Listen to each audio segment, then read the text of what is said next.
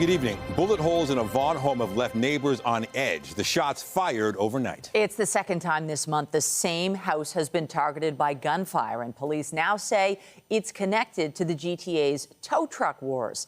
CTV's Janice is live tonight at the scene with the details. Janice. Hi, Michelle. Well, I can tell you Vaughan residents are expressing concern after a spate of shootings in the area, including 2 overnight. 2 crime scenes, 2 minutes apart. Both houses shot at on 2 separate occasions this month. On September the 6th, bullets rang out at a home on Farrell Road. Last time I heard, I think it was 5 to 7 shots. A home police say was targeted again overnight. I was awake 3:38, I think the exact time was, and I heard 3 shots. Minutes later, a house on Allison Ann Way, just a few blocks away, was also fired on. At 3:40, I've heard like 6 or 8 shots to that house. In total, there have been 6 shootings in Vaughan in the month of September at 4 separate addresses. All are being linked and are considered, as I say, targeted. Linked and targeted, but how exactly, police aren't saying. However, CTV News has learned that the home on Farrell Road was owned by Alexander Vinogradsky, the former owner of Paramount Towing. The 39-year-old was gunned down in March 2024 outside a plaza in Toronto following years of conflict and an arrest in relation to a deadly tow truck turf war. There are no tow trucks in our area. There are no tow trucks in driveways. There are no people I see here from the tow truck industry.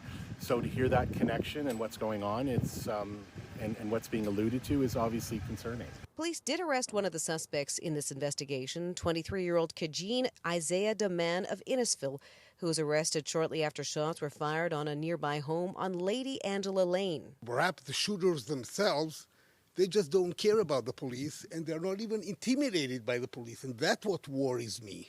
But the continued shooting spree is clearly upsetting area residents. It's frightening to think about going out and what happens if one of these bullets mistakenly hits someone. When you hear about the way that the criminal justice system and the bail system is not functioning properly, or that it tends to provide more protection for the criminals rather than the victims, and I would say even the indirect victims, like the people who live in this community who are wondering, what the heck's going on? Police say they understand people are concerned, although they try to offer residents some reassurance today. The homes themselves that were the targets were the only things that were struck by any gunfire. No people, no homes that were mistaken. Meanwhile, they say they're looking for a silver SUV. The surveillance video obtained by CTV News actually shows a car backing away from the shooting scene on Farrell Road in the seconds after the shots rang out this morning. Stephen Del Duca, the city's mayor, is urging the federal government to toughen bail laws, saying we need to do more to keep criminals off the street. Reporting live, I'm Janice Golding. Now back to Nathan. Thank you, Janice.